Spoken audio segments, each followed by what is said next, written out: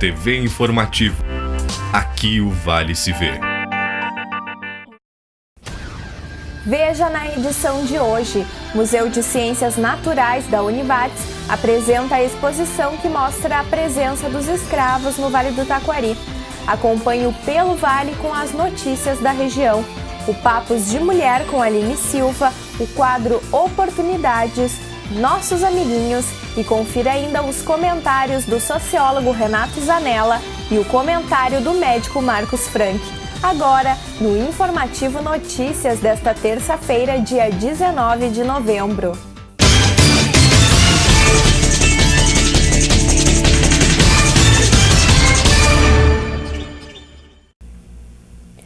E o Museu de Ciências Naturais apresenta até janeiro uma exposição que mostra a presença dos escravos no Vale do Taquari e a contribuição deles para o desenvolvimento da região.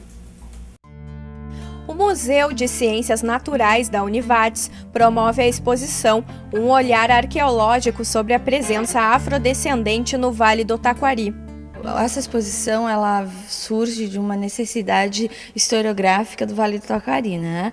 Porque nós, como historiadores, como alunos do curso de História aí, que me ajudaram a organizar a exposição, praticamente organizaram a exposição, os bolsistas do setor de arqueologia, a gente sente sempre uma necessidade quando vai se falar da presença negra ou presença afro-brasileira aqui no Vale do Taquari.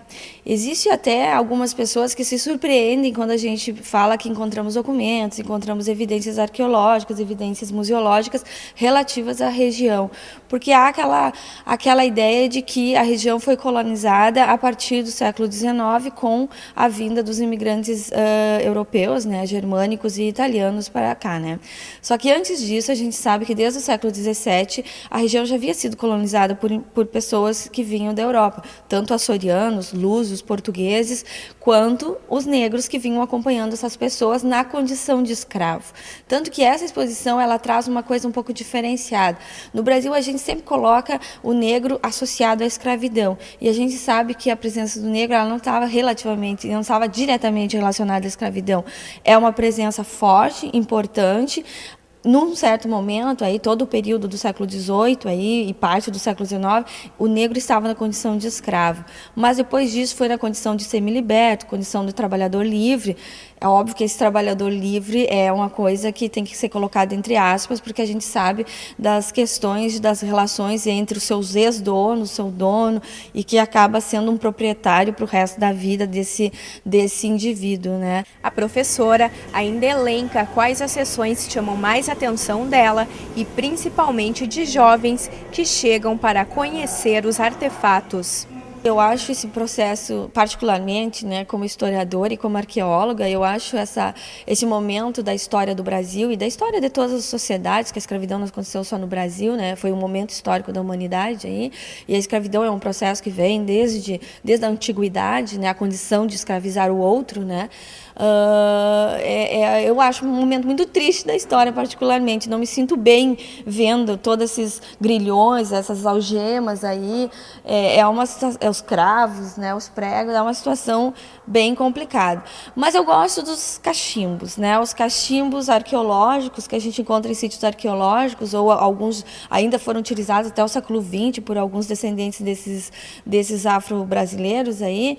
Eu gosto dessa parte aí, que é um momento do cotidiano desses indivíduos e que mostra que esses indivíduos eram pessoas envolvidas em suas culturas, em seus rituais, em sua própria etnicidade, né? Eu gosto desse momento.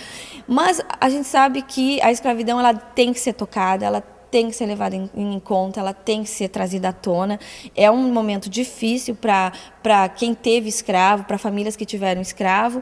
E quando a gente vê essas casas antigas, fazendas, as sesmarias, todos os engenhos, né, as tafonas, a gente sabe que a presença da mão desse trabalhador que estava na condição do oprimido, né, é um momento importante da história, mesmo que triste, né.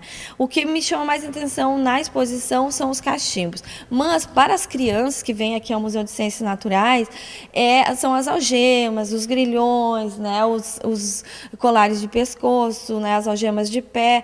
Isso chama bastante atenção para eles, porque é uma coisa de tortura, né? Então, a gente sabe que a mídia está aí mostrando tantos filmes aí que levam essa coisa da tortura, então cria-se um imaginário ao redor disso.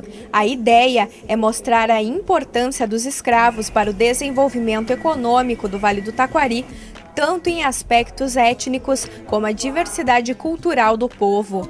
Ainda mostrar que a região não é apenas de descendentes germânicos e italianos, assim também como existiam os índios. A expectativa é que a exposição permaneça no museu até janeiro.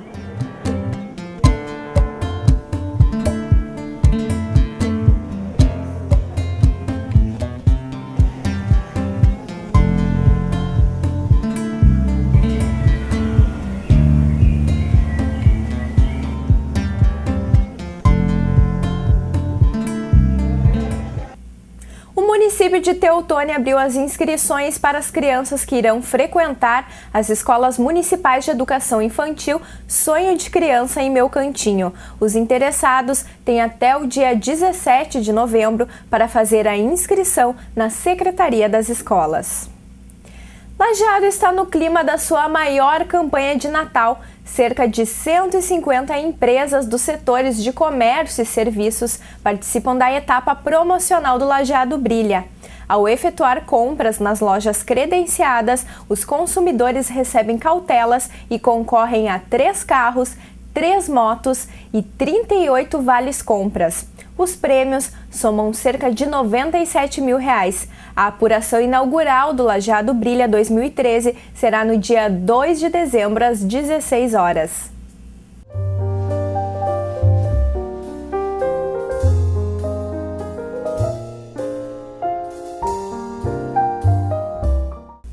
Esse lindo cão chamado Caramelo precisa de um lar temporário ou adoção.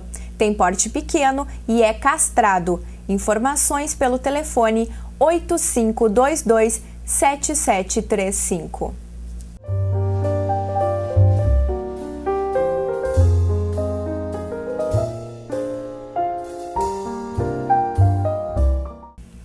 Confira agora o comentário do médico Marcos Franck.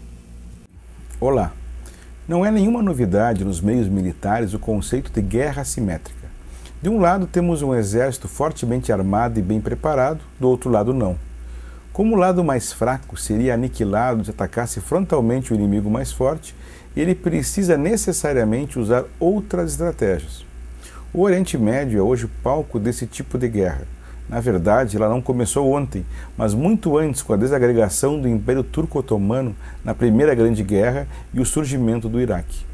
Ali 3 povos que nunca se acertaram foram postos a viver juntos. A besteira iniciada por Churchill ganhou décadas depois um novo ingrediente com a desastrada intervenção do ex-aluno de História, George W. Bush. Antes disso, em 1922, os britânicos concederam à Liga das Nações, que era uma espécie de ONU da época, mandato para governar a Palestina e lá estabelecer um lar para os judeus. Com o início da perseguição nazista, durante a Segunda Guerra, milhares de judeus imigraram. Os principais locais a recebê-los foram os Estados Unidos e a Palestina. Ao final da Segunda Grande Guerra Mundial, Israel proclama sua independência. Podemos então dizer que o mundo de hoje ainda sofre os ecos do passado. O Império colonialista britânico terminou, mas sentimos ainda hoje o peso de seus equívocos. Da parte árabe, iniciou então uma resistência às mudanças. Como os inimigos eram fortes e poderosos, optaram por utilizar uma estratégia que incluísse as populações civis. Para os grupos que se organizaram, não existem inocentes. Qualquer israelense ou ocidental é um inimigo e, como tal, pode ser atacado.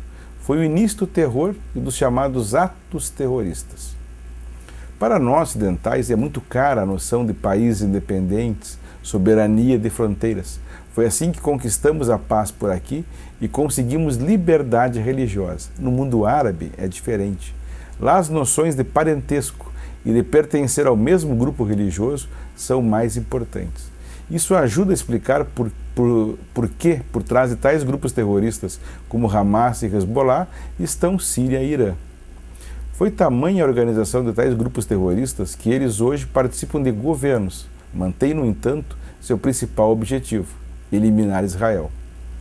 No Brasil de hoje, pode-se enxergar vestígios de guerra assimétrica.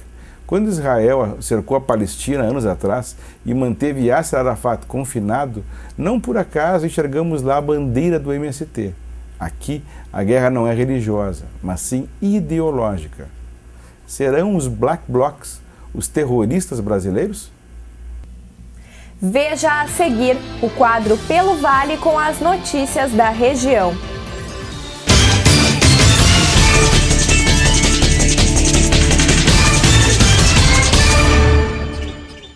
Quicão, há mais de 30 anos as melhores opções gastronômicas de Lajeado. Restaurante e pizzaria, almoço ao meio-dia, lanches variados.